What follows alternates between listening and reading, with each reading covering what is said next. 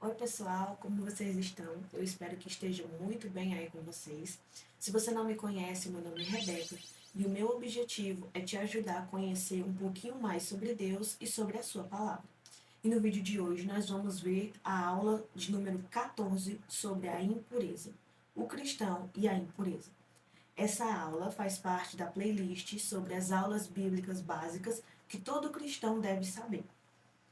Para a gente poder começar a nossa aula de hoje, a gente sempre começa com uma reflexão, e na reflexão de hoje diz assim: quanto mais santo o homem se torna, mais ele chora pela impureza que permanece nele. E o verso de hoje se encontra na primeira carta de João, capítulo 3, versículo 3. Diz assim: todo aquele que nele tem esta esperança purifica-se a si mesmo, assim como ele é puro. Esse já é um conselho que João vem nos dar sobre todos aqueles que se dizem cristãos, todos aqueles que têm a esperança de um dia morar com Jesus, de um dia estar com Deus, de um dia ser salvos. João nos dá esse conselho. Se você tem essa esperança, então se purifique, assim como ele é puro. O nosso verso complementar de hoje se encontra no capítulo 1 do livro de Isaías, versículo 25 e 26. Diz assim: voltarei minha mão contra você, tirarei toda a sua escória e removerei todas as suas impurezas. Restaurarei os seus juízes como no passado, os seus conselheiros como no princípio, e depois disso você será chamada cidade de retidão, cidade fiel. Jesus, aliás, Deus está aqui através de Isaías falando para o seu povo escolhido, o povo de Israel. E o que ele diz? Aqui ele está fazendo uma promessa. E ele está dizendo: eu vou lhe purificar. Eu vou tirar toda a impureza que você tem, toda a sujeira, tudo aquilo que você tem que está lhe deixando suja, e vou lhe fazer limpa. E então você vai ser chamada cidade de retidão. Nós vemos aqui já Isaías nos mostrando o que é que significa ser limpo, ser tirado a sujeira. Ser tirado a sujeira, ser purificado, quer dizer se tornar reto, ou seja, se tornar justo, se tornar agradável perante Deus. É isso que significa ser purificado. O que é que nos suja? O que é que nos deixa impuros? É o pecado. Nós somos pecadores. O pecado nos deixa impuros. E o que é que Deus promete fazer? Nos purificar para que nós possamos ser justos, retos, ou seja, tirar de nós o pecado e assim nos fazer justos diante dele. O conceito de impureza é um dos ensinamentos mais discutidos nas Escrituras, tanto no Velho quanto no Novo Testamento. A impureza é um dos maiores inimigos dos cristãos. Ela nos separa de Deus. De todas as coisas que podem nos separar de Deus, de todas as coisas que podem nos deixar de uma forma que não agrade a Deus, a pior delas é a impureza, ou talvez uma das piores é a impureza. E por que que a impureza é uma das piores coisas na vida do cristão? Por que que ela é tão forte a ponto de nos separar de Deus? Como nós vimos, a impureza é o pecado. O pecado nos suja, nos deixa impuros. Então, nós não estamos santificados. Mas Deus é santo, puro, justo, reto.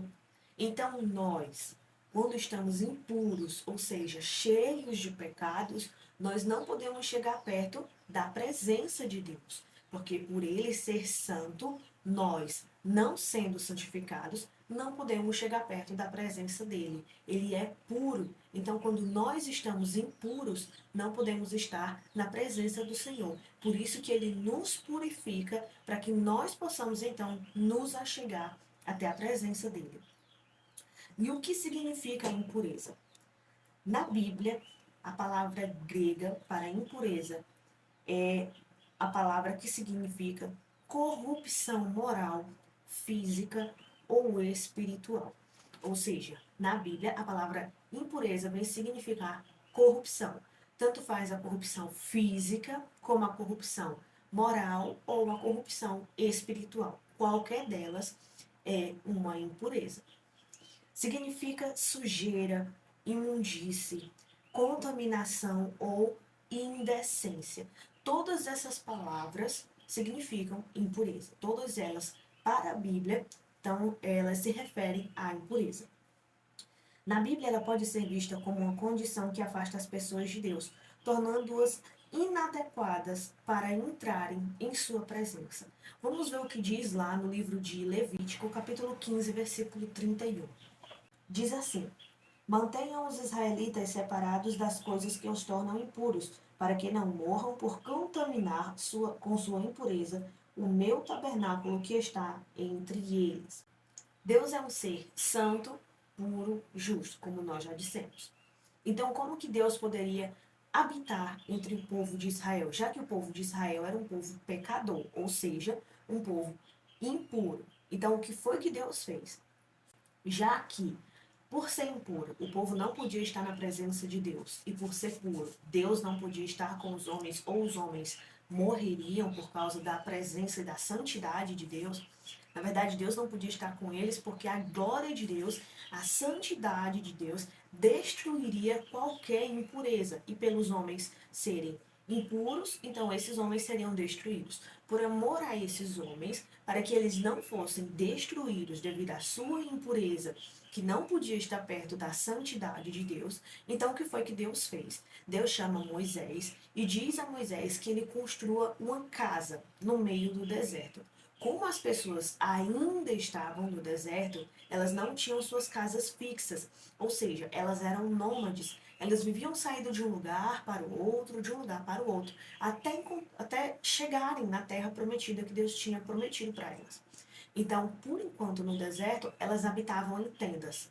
Da mesma forma, o Senhor, no deserto, ele habitaria também em uma tenda. Assim, para que toda vez que o povo de Israel saísse de um lugar e fosse para outro, as pessoas levantassem a tenda e pudessem levá-la para outro lugar. Por isso que Deus, no deserto ainda, antes das pessoas chegarem na Terra Prometida, Deus ainda não tinha feito um templo fixo, com um prédio de tijolos, cimento e tal. Era uma casa feita de tecidos, de panos. Era uma tenda, um tabernáculo. E o que Deus disse?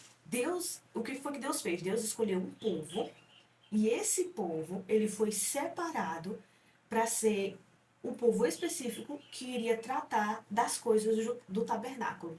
Seriam as pessoas que seriam separadas especialmente para limpar as coisas do tabernáculo, para retirar e guardar quando eles fossem seguir em viagem, para poder tirar de novo e armar a tenda do Senhor quando eles parassem em um lugar, para poder limpar os utensílios que eram usados nos sacrifícios que o povo fazia, para poder acender o fogo do candelabro, para poder preparar os pães que tinha lá, os pães da preposição, para poder colocar esses pães, trocar os pães velhos, colocar os pães novos.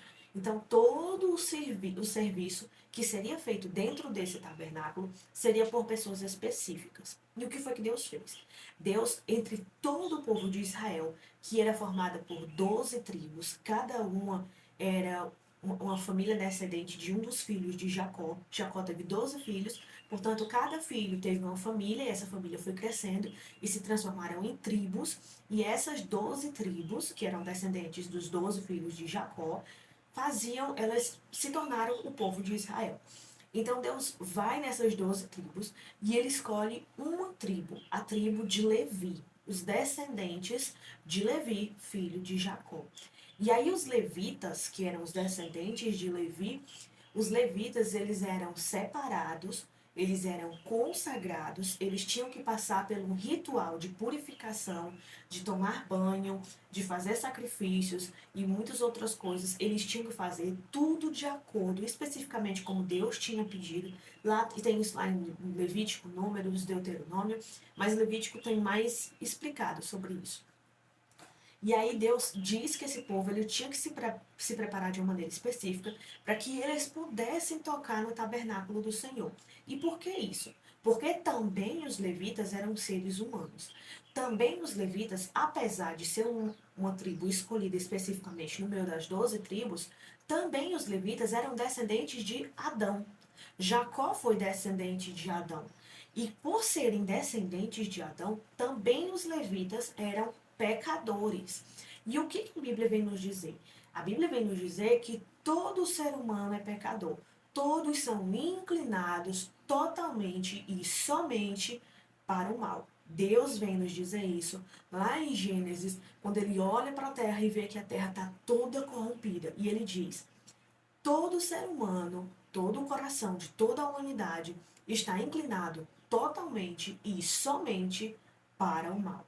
E aí Deus olha para Noé e tem misericórdia de Noé, porque apesar de ser um homem inclinado para o mal, Noé procurava fazer as coisas que agradavam ao Senhor, porque ele havia crido no Senhor e por isso Deus estava com Noé e o ajudava para que ele pudesse conseguir fazer as coisas que agradavam ao Senhor. Porque Deus mesmo nos diz na palavra que tanto o querer fazer as coisas que agradam a Deus, como conseguir fazer essas coisas que agradam a Deus, é Deus quem coloca esse desejo e essa condição de fazer dentro do nosso coração. Isso não vem de nós. Romanos vem nos dizer que não depende daquele que quer e nem daquele que se esforça, mas daquele que Deus tem misericórdia. Então Deus olha para toda a humanidade, vê que todos estão corrompidos e tem misericórdia de Noé e por isso o salva. Então nós vemos que todos eles estavam totalmente corrompidos. Para a gente poder ter certeza que realmente Noé era um dos homens corrompidos, depois do dilúvio, que Noé desce e eles começam a habitar na terra de novo, pouco tempo depois Noé planta uma vinha e ele se embriaga com o vinho das suas uvas que ele havia plantado. E mais para frente a gente vai ver que tanto Noé como os seus filhos levaram a semente pecadora de Adão dentro do seu sangue. É como uma doença genética que passa de pai para filho e que não tem cura. Somente Jesus pode curar isso. E aí o que acontece? Os levitas, por serem descendentes de Adão, os levitas também eram pecadores. Eles também estavam impuros com os seus pecados. A impureza ela não se resume só à imoralidade. Marcos 7, 21 ao 23 nos mostra uma pequena lista de coisas que deixam alguém impuro. Vamos ver o que diz em Marcos 7, versículo 21 até o versículo 23. Diz assim: pois do interior do coração dos homens vêm os maus pensamentos, as imoralidades sexuais, os roubos, os homicídios, os adultérios, as cobiças, as maldades, o engano, a devassidão, a inveja, a calúnia, a arrogância e a insensatez. Todos esses males vêm de dentro e tornam o homem impuro. Deus nos dá aqui uma lista de coisas que vão tornar o homem impuro. Nós vemos aqui duas coisas. Primeiro, nós vemos que a impureza, ela vem de quê? Ela vem de dentro para fora. Nesse contexto, os fariseus estavam discutindo com os discípulos de Jesus, porque os fariseus, além deles quererem seguir à risca as coisas que diziam nas leis do Antigo Testamento, eles criaram comentários sobre essas leis, e esse livro de comentários era sagrado para eles, e eles tinham a sua própria maneira de servir e de fazer as coisas que Deus pedia. E uma outra coisa também é que, mesmo eles dizendo que queriam seguir especificamente e ao pé da letra aquilo que Deus dizia, eles faziam para se mostrar às pessoas. Não porque eles queriam se santificar para Deus, mas porque eles eram arrogantes e prepotentes e eles queriam ser mais do que qualquer um outro. Por isso que eles faziam essas coisas. E uma dessas tradições que foi passada de pai para filho, de pai para filho, uma dessas tradições era que antes de comer, eles lavavam as mãos, os copos, os pratos, não para que não tivesse realmente sujo, para não fazer mal à saúde. A gente lava a louça para quê? Para poder limpar aquela louça e quando a gente for comer de novo e for utilizar aquela louça, ela não esteja suja, cheia de bactérias, contaminar a gente e a gente ficar doente. Mas não era por isso que eles faziam isso. Eles faziam isso porque eles tinham medo de se tornarem impuros pelo pecado das pessoas. Que aquilo que estaria ali, que, tocando ali naquelas louças, aquilo ali poderiam contaminá-los e torná-los pecadores. Era como se a sujeira do prato contaminassem eles espiritualmente. Por isso que eles lavavam as louças e os utensílios e as mãos antes de comerem. Não era pelo mesmo motivo que a gente faz hoje. E aí eles vão discutir com os discípulos porque os discípulos não faziam isso. E aí ele vai e discute com Jesus. E eles dizem para Jesus: por que os teus discípulos não lavam as mãos e os utensílios antes de comerem, como a nossa tradição manda? E aí Jesus diz para eles: olha, vocês estão invalidando os mandamentos de Deus por causa das suas tradições, doutrinas que foram criadas por homens, e aí vocês preferem seguir as suas doutrinas, as suas tradições, do que seguir aquilo que tem na palavra do meu Pai, aquilo que está escrito nas Escrituras.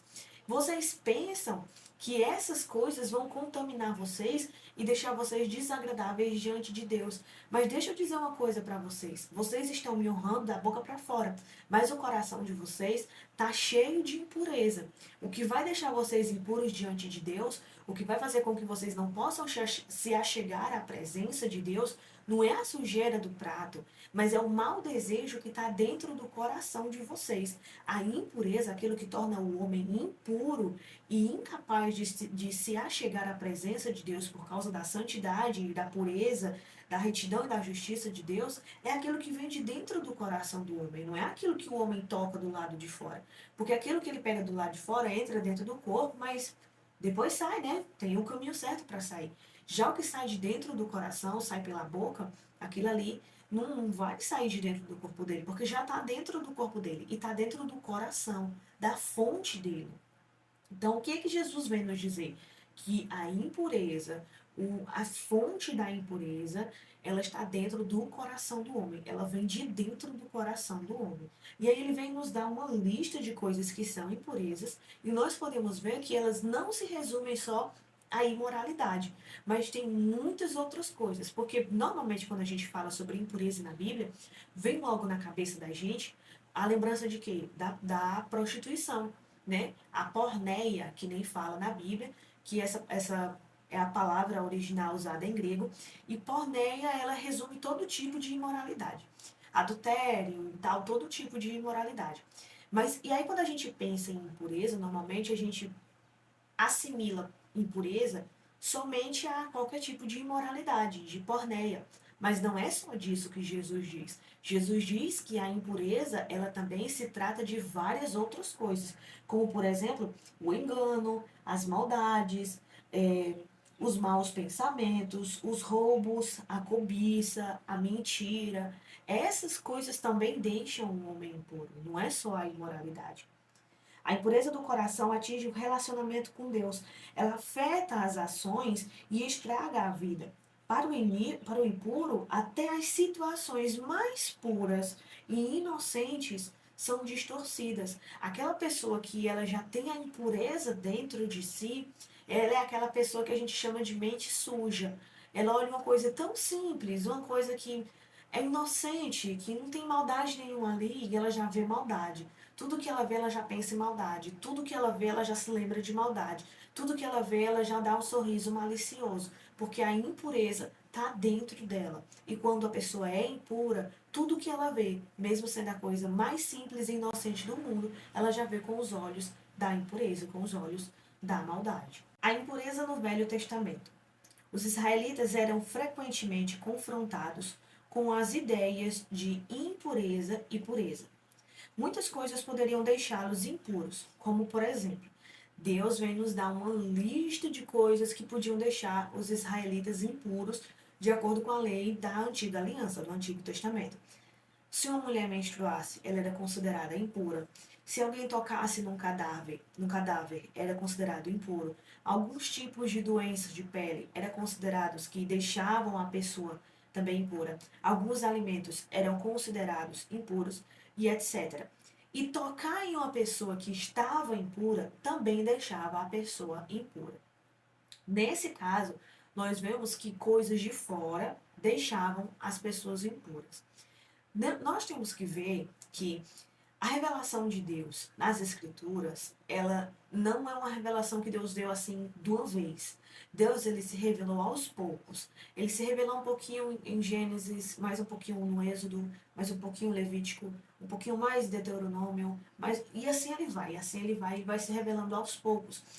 Até que ele vem e chega no último livro da Bíblia. E aí nós temos toda a revelação de Deus.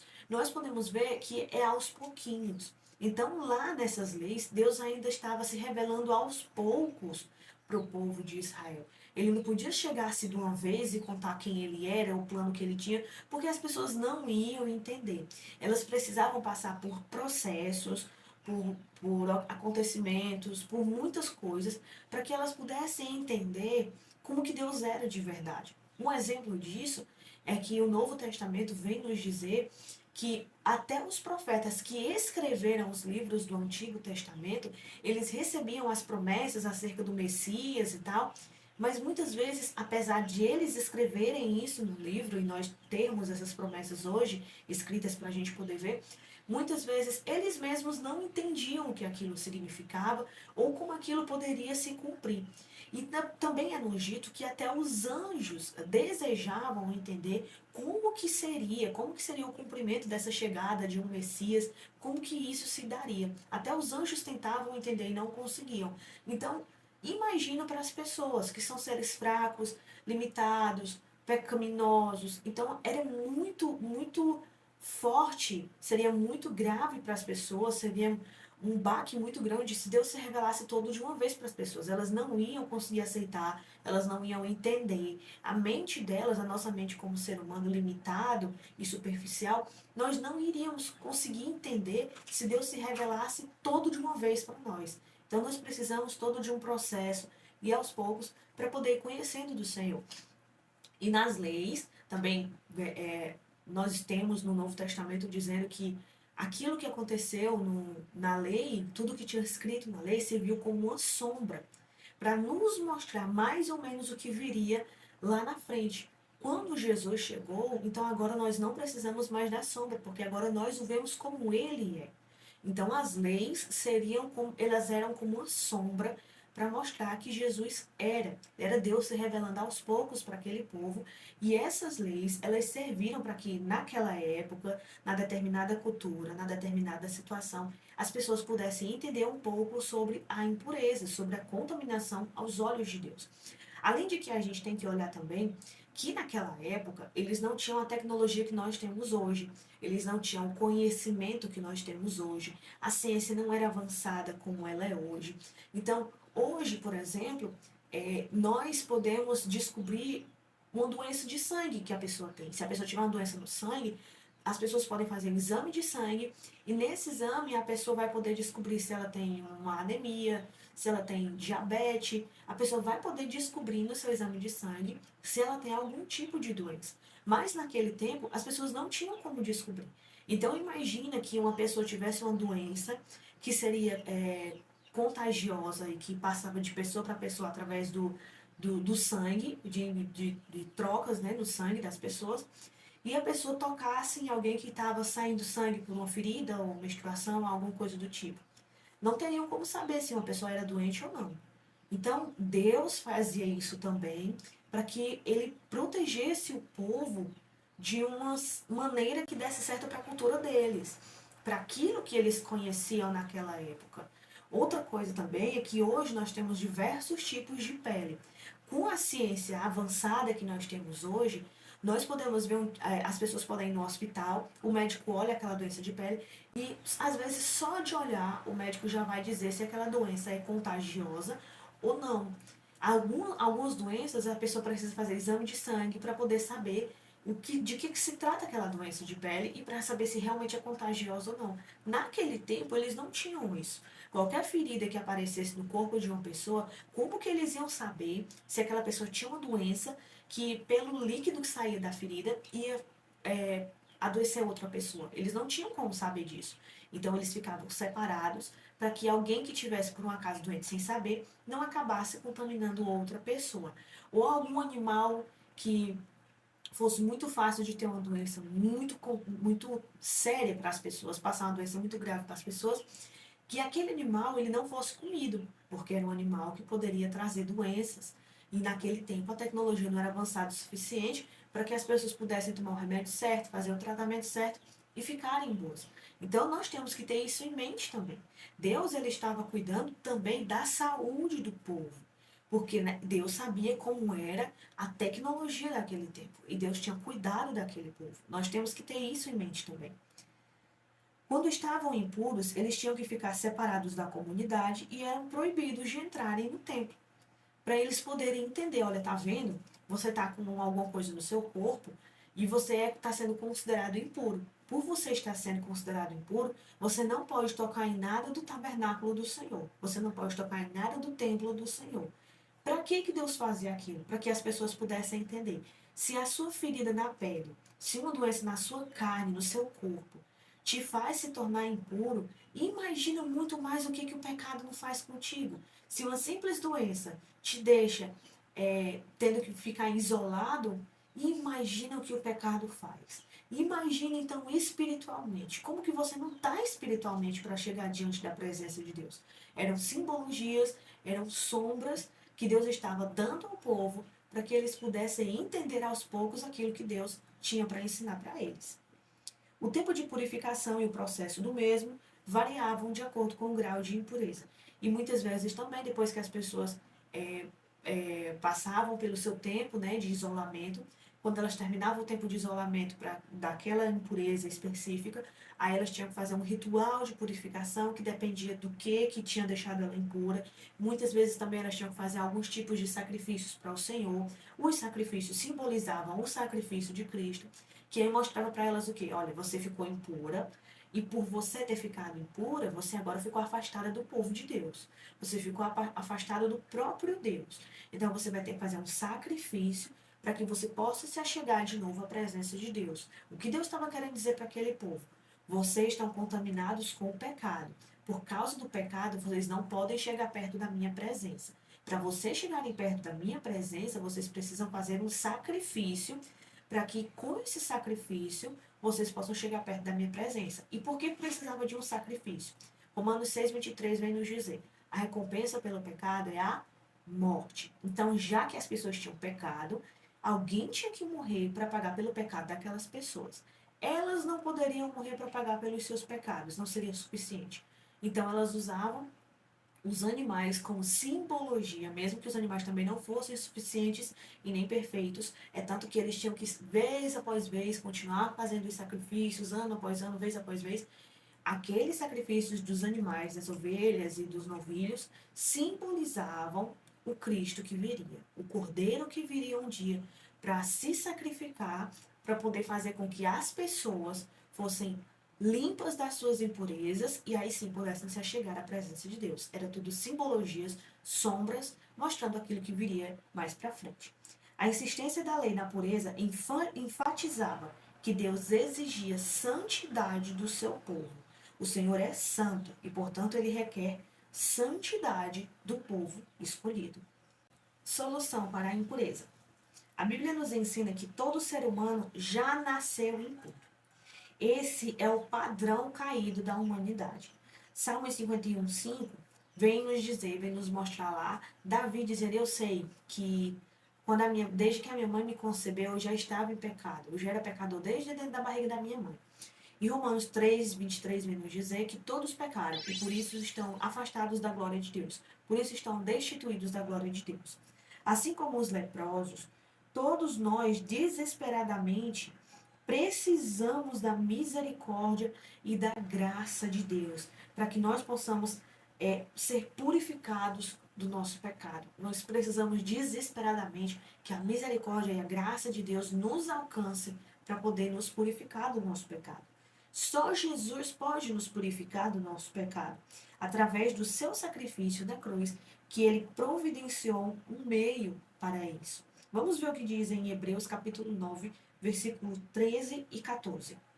Diz assim: ora, se o sangue de bodes e touros e as cinzas de uma novilha espalhadas sobre os que estão cerimonialmente impuros os santificam, de forma que eles se tornam exteriormente puros, quanto mais o sangue de Cristo, que pelo Espírito Eterno se ofereceu de forma imaculada a Deus, purificará a nossa consciência de atos que levam à morte, para que sirvamos ao Deus vivo.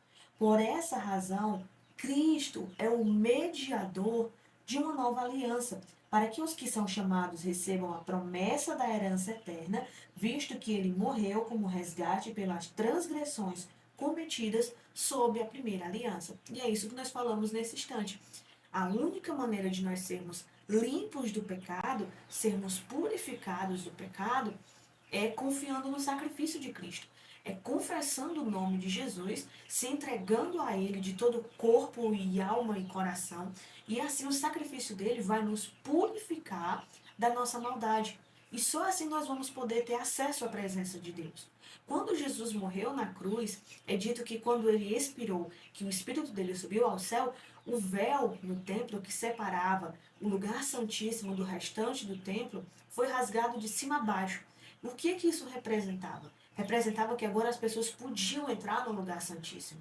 O lugar santíssimo era onde habitava a presença de Deus. Lembra que a gente disse no começo do vídeo que as pessoas eram tão pecadoras, tão impuras, tão contaminadas pelo pecado, que elas não podiam se achegar à presença de Deus, senão a santidade e a pureza de Deus os destruiria, porque Deus ele é como um fogo, ele é um fogo consumidor.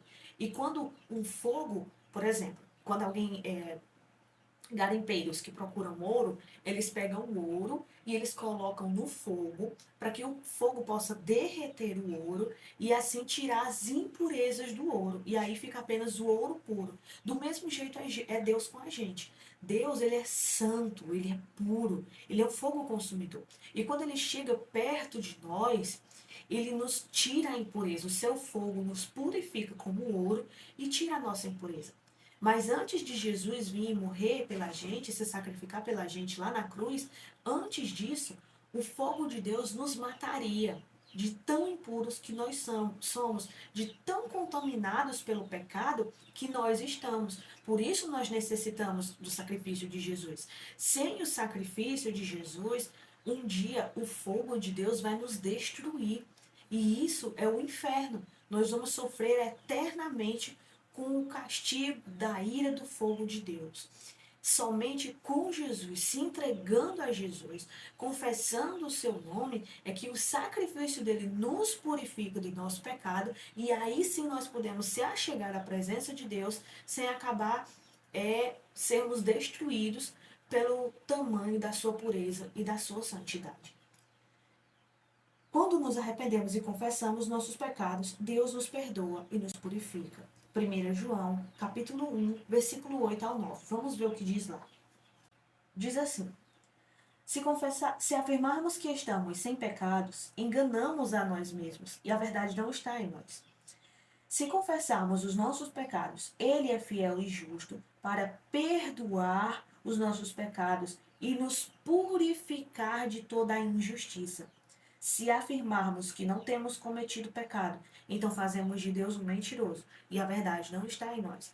Então, se nós dissermos, mas eu não sou pecador o suficiente para que Deus venha me destruir. Eu sou uma pessoa boa, olha, eu faço isso, eu ajudo as pessoas necessitadas, eu vou sempre à igreja, eu faço as minhas orações, eu já li a Bíblia não sei nem quantas vezes.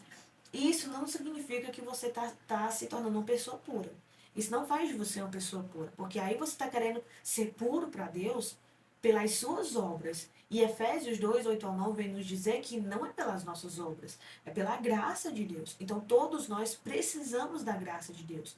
Quando nós nos arrependemos, reconhecemos o quão miseráveis nós somos, e então confessamos a Deus que, Senhor, realmente eu sou um pecador miserável, e se não for pelo sacrifício de Jesus, eu vou me acabar diante da tua presença, porque eu não resisto diante da tua presença. Aí sim, o Espírito Santo vem e nos purifica do nosso pecado, por causa da morte, do sacrifício de Jesus Cristo. Isso não significa que você nunca mais vai pecar. Não, isso não significa. Se você confessa Jesus e se torna um cristão, isso não quer dizer que você nunca mais vai pecar. Mas quer dizer que agora você foi lavado pelo sangue de Jesus que foi derramado no sacrifício. Então agora Deus tirou a sua sujeira. como você está num corpo que ainda é um corpo pecador, você ainda fica doente? Você ainda fica cansado? Você ainda não sente dor? Você ainda não sofre? Então, é porque você ainda está no corpo pecaminoso. Você, quando você confessa Jesus e se entrega para Jesus, você não tem o seu corpo transformado. O seu corpo vai ser transformado num corpo que vai vencer o pecado e a morte. E que não vai mais sofrer, nem sentir dor, nem ficar doente, nem cansado, só quando Jesus voltar. Que aí ele vai ressuscitar os que morreram em Cristo primeiro, com seus corpos transformados, e então ele vai transformar os corpos dos que estiverem vivos, só nesse dia. Até lá, nós vamos viver com esses corpos pecadores e contaminados pelo pecado e vamos sofrer com todos os males que o pecado nos causa. Mas se nós confessarmos a Jesus, nós confiarmos no seu sacrifício, Deus é fiel às suas promessas. A promessa que ele fez, que nos perdoará se nos arrependermos e confessarmos os nossos pecados. E como agora, sendo servos de Cristo, nossos pecados vão ser um acidente de percurso. Nós não vamos pecar compulsivamente porque queremos. Vamos pecar porque não ficamos atentos àquilo ali e foi uma coisa que aconteceu. Mas na hora que a gente perceber que a gente fez uma coisa errada, a gente vai se arrepender e vai pedir perdão a Deus e Ele é fiel e justo para nos perdoar. Foi por isso que Jesus morreu na cruz por nós. E essa foi a aula de hoje. Eu espero que ela tenha sido uma boa aula para você, que você tenha aprendido mais sobre a palavra de Deus, que ela tenha te edificado, te abençoado. Então eu quero te pedir para você curtir o vídeo, você curtir e compartilhar, porque aí você vai ajudar esse canal a crescer. E mais pessoas vão ter acesso a esse conteúdo e vão aprender mais um pouquinho também sobre Deus e sobre a sua palavra. E aí eu quero te pedir também para você se inscrever no canal, porque isso também ajuda o nosso canal a crescer. Quando você curte, compartilha e se inscreve, os robozinhos do YouTube, né, a máquina do YouTube, ela vai entender que talvez esse canal seja um canal que tenha vídeos interessantes, que o conteúdo dele deve ser interessante de alguma forma, e aí o YouTube mesmo vai começar a compartilhar esse vídeo para outras pessoas. E quando você assina o sininho, quando você ativa o sininho, quando você bota se inscrever, aparece um sininho. Quando você ativa esse sininho, toda vez que for colocado um vídeo novo aqui no canal, vai aparecer uma mensagem para você dizendo que tem um vídeo novo no canal. Nós já temos nesse canal aqui vários vídeos já com essa, são 14 aulas sobre os ensinos bíblicos que todo cristão deve saber. Hoje em dia, o evangelho já está tão misturado, já tem tanto falso profeta, porque Jesus está perto de voltar, e às vezes os cristãos não aprendem nem o básico sobre o evangelho.